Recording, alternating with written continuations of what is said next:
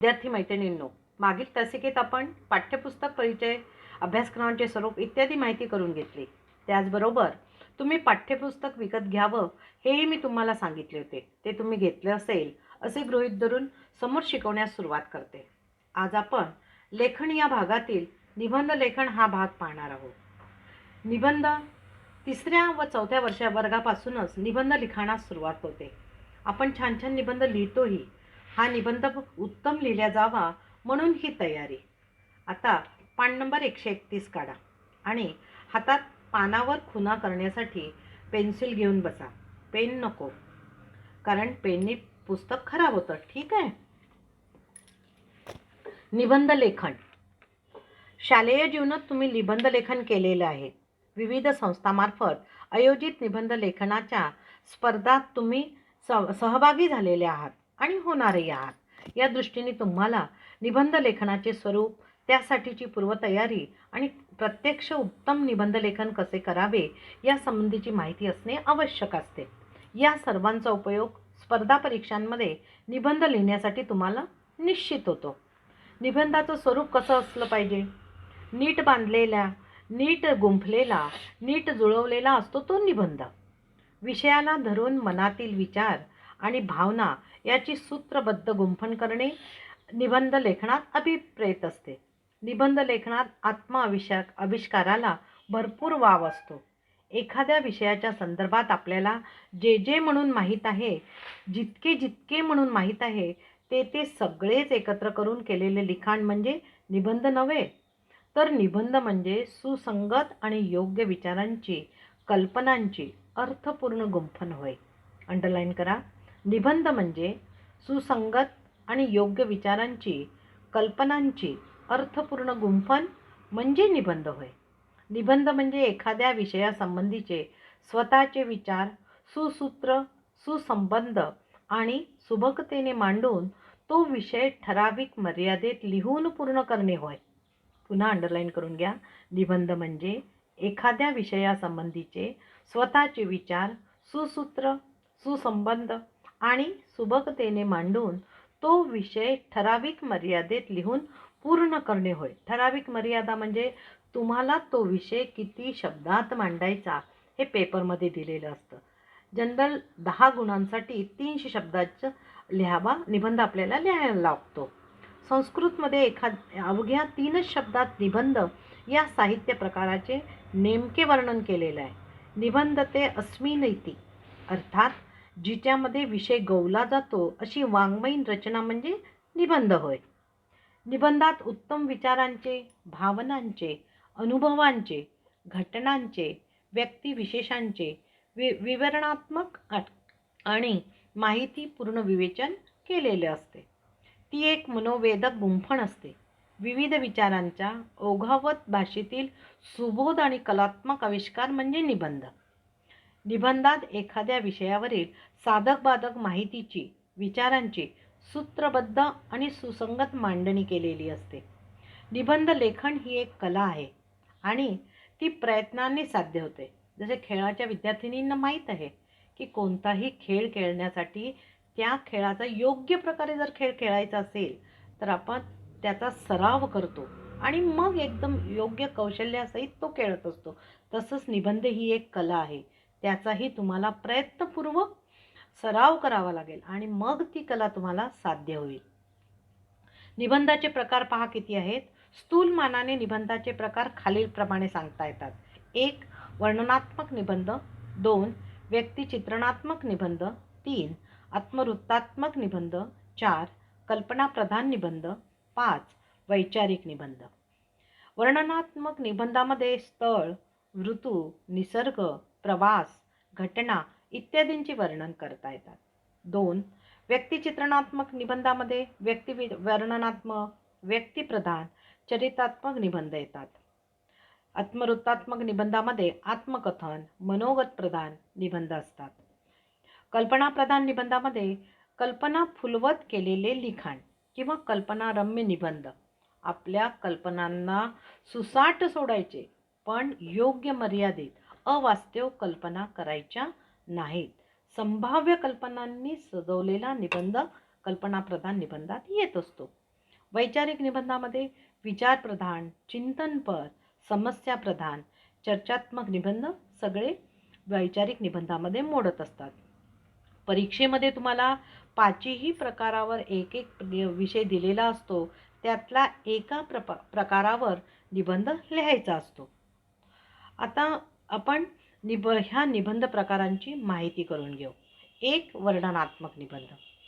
आपण पाहिलेल्या एखाद्या दृश्याचे, वास्तूचे किंवा प्रसंगाचे हुबेहूब शब्दात रेखाटलेले चित्र वाचकांसमोर उभे करणे म्हणजे वर्णनात्मक निबंध होय. अंडरलाईन करून घ्या. वर्णनात्मक निबंध म्हणजे काय? आपण पाहिलेल्या एखाद्या दृश्याचे, वास्तूचे किंवा प्रसंगाचे हुबेहूब शब्दात रेखाटलेले चित्र वाचकांसमोर उभं करणं म्हणजे वर्णनात्मक निबंध. आपण जे पाहिले, अनुभवले त्याचे शैलीदार वर्णन आपण या अशा प्रकारच्या निबंधात अपेक्षित करीत असतो. एखादे दृश्य, सहल, घटना, सण, ऋतू, प्रवास, स्थळ याचे खरे तर शब्दचित्रच रेखाटायचं असतं. लेखन करताना त्यात लालित्य आणि कलात्मकता असावी लागते. निबंध लेखकाकडे कॅमेरासारखे तीक्ष्ण नजर असायला पाहिजे, तर तो तपशीलवारपणे निरीक्षण करू शकतो. अंडरलाईन करा. सूक्ष्म निरीक्षण हे वर्णनात्मक निबंधाचे शक्तिस्थान आहे. तुम्ही जर त्या गोष्टींचं अतिशय सूक्ष्म रीतीने बारीक निरीक्षण करत असाल तर ते वर्णन आपण हुबेहूब लिहून काढू शकतो. वर्णनाला भाषिक अलंकाराचे पाठबळ असे. आपली भाषा ही अलंकाराने सजवून नटवून आपल्याला निबंधात सादर करायची आहे. तर असे असतेच. शिवाय भाषा ही ओघवती असली पाहिजे. सलग रीतीने आपण तो निबंध मांडता आला पाहिजे. मध्ये मध्ये तुटकपणा नको. यामध्ये भावनांचे, कल्पनांचे, विचारांचे गहिरे रंग भरणेही तितकेच महत्त्वाचे असते. अधूनमधून भाषिक सौंदर्य कणांची उधळण हवीच. म्हणजेच काय? वर्णनात्मक निबंधात भाषेचे महत्त्व अनन्यसाधारण आहे. म्हणजेच तुमची भाषा कशी असायला हवी? समृद्ध हवी. तुम्ही परिणामकारक असायला हवी. त्यांनी तुम्हाला एक विषय दिला आहे नमुना म्हणून, आमची अविस्मरणीय सहल. 2, वसंत ऋतू. 3, मी पाहिलेला क्रिकेट सामना. दुसरा निबंधाचा प्रकार आहे आपला व्यक्तिचित्रणात्मक निबंध. व्यक्तीचे शब्दचित्रण करणारा निबंध म्हणजे व्यक्तिचित्रणात्मक निबंध होय. अंडरलाईन करून. म्हणजे व्यक्तीचं कोणतेही असो हुबेहूब शब्दचित्रण आपल्याला करायचं आहे की जणू काही ती व्यक्ती आपल्या समोरच उभी आहे असं वाटायला पाहिजे. आता ती व्यक्ती कोण असू शकते? तर कोणीही असू शकेल. अगदी आई, वडील, काका, फेरीवाला, पेपरवाला, पोस्टमन, भाजी विक्रेती, शेतमजूर, शिक्षक, डॉक्टर, लोकप्रतिनिधी, पोलीस अधिकारी, कलावंत अशी कोणतीही व्यक्ती असू शकते. अट फक्त एकच आहे, नेमक्या शब्दाच्या माध्यमातून त्या व्यक्तीचे हुबेहूब चित्तवेधक कलात्मक शब्दचित्र उभे करता आलं पाहिजे. व्यक्तिचित्रणात्मक निबंध वाचताना ती व्यक्ती वाचकाच्या डोळ्यासमोर उभी राहिली पाहिजे. अशा निबंधात त्या व्यक्तीचे संपूर्ण जीवनचरित्र तपशीलवारपणे लिहिणे अपेक्षित नसते, तर तथापि त्या व्यक्तीची शरीरयष्टी, सवयी, लकबी, रंगरूप, पेहराव, स्वभाव, व्यक्तिमत्वाचे वैशिष्ट्य याचे वर्णन आवश्यक आहे. तुम्हाला हे व्यक्तिचित्रण निबंध लिहिताना ती व्यक्तीचं तुम्हाला तपशीलवारपणे लिहायचं नाही आहे माहिती, की त्या व्यक्तीचा जन्म इथे झाला, मृत्यू इथे झाला, या दिवशी जन्म झाला, त्याच्या आई वडील, हे सगळं लिहित बसायची आवश्यकता नाही आहे. तर तुम्हाला काय लिहायचं आहे? तर त्या व्यक्तीची शरीरयष्टी, सवयी, लकबी, रंगरूप, पेहराव, स्वभाव आणि व्यक्तिमत्वाची वैशिष्ट्य. तर त्या व्यक्तीच्या व्यक्तिमत्वाचे, कर्तृत्वाचे सुसंगत आणि लालित्यपूर्ण शब्दचित्र असते. ते वाचून वाचकाला साहित्यिक आनंद आणि प्रेरणा मिळत असते. व्यक्तिचित्रण हे मार्मिक शब्दांनी बहरलेले आणि विचारांनी फुललेले असले पाहिजे. अंडरलाईन करून ठेवा. व्यक्तिचित्रण कसं असायला पाहिजे आपल्याला? तर मार्मिक शब्दांनी बहरलेले आणि विचारांनी फुललेलं असलं पाहिजे.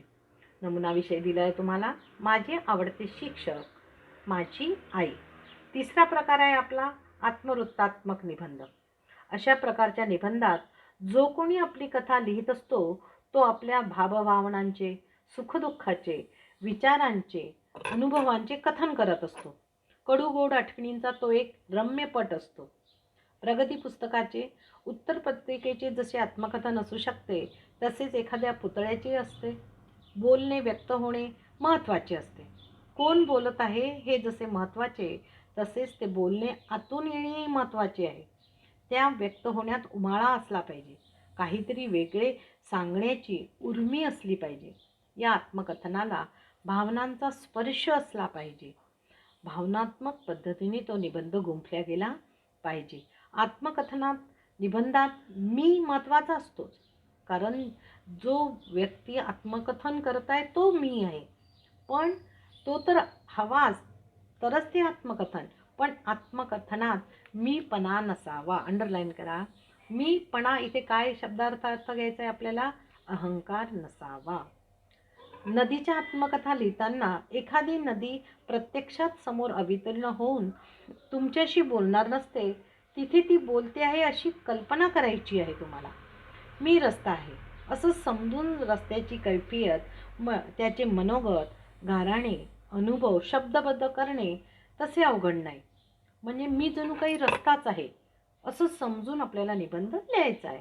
मात्र त्यासाठी विषयांची प्रयत्नपूर्वक एकरूप व्हावं लागतं. कल्पना, विचार आणि भावना या तिन्हींची सांगड घालून प्रथम पुरुषी एकवचनी भाषेत निबंध तुम्हाला प्रथम पुरुषी आणि एकवचनी भाषेत लिहायचा आहे. स्वतःविषयी लेखन करणे म्हणजे आत्मवृत्तात्मक निबंध होय. अंडरलाईन करून घ्या. कल्पना, विचार आणि भावना या तिन्हीची सांगड घालून प्रथम पुरुषी एकवचनी भाषेत स्वतःविषयी लेखन करणे म्हणजे आत्मवृत्तात्मक निबंध होय. या प्रकारच्या निबंधांना मनोगत, कैफियत, कहाणी, आत्मकथन अशीही नावं म्हटली जातात. अशा प्रकारच्या निबंधात ज्याचे आत्मकथन करायचे त्याच्या अंतरंगात मनाने शिरून आपण त्याची सुखदुःखे, अनुभव याच्याशी एकरूप होऊन कथन करायचं आहे. या कथनात कल्पना विलासाला भरपूर वाव असतो. दिलेल्या विषयाच्या अनुषंगाने घडलेल्या प्रसंगाचे संगतवार कथन करण्यापेक्षा काही निवडक प्रसंग चटकदार पद्धतीने लिहिणे परिणामकारक ठरते. म्हणजे त्या व्यक्तीच्या जीवनामध्ये घडलेले काही चटकदार प्रसंग आपण आपल्या कल्पनेने मांडू शकतो. आत्मचरित्रात्मक निबंध लिहिताना त्या व्यक्तीच्या अंतरंगात शिरावं लागतं. म्हणजेच काय? परकाया प्रवेश करावा लागतो. परकाया प्रवेश अंडरलाईन करा. जणू काही मी तोच आहे असा विचार आपण करायचा. म्हणजे ती व्यक्ती बोलत नसून ती व्यक्ती म्हणजे मीच आहे आणि मग आपण आपले विचार मांडायचे. तेव्हा आता त्यांनी विषय दिला आहे आईस्क्रीमचं मनोगत. कसं लिहाल? लिहा बरं. लिहून ठेवा.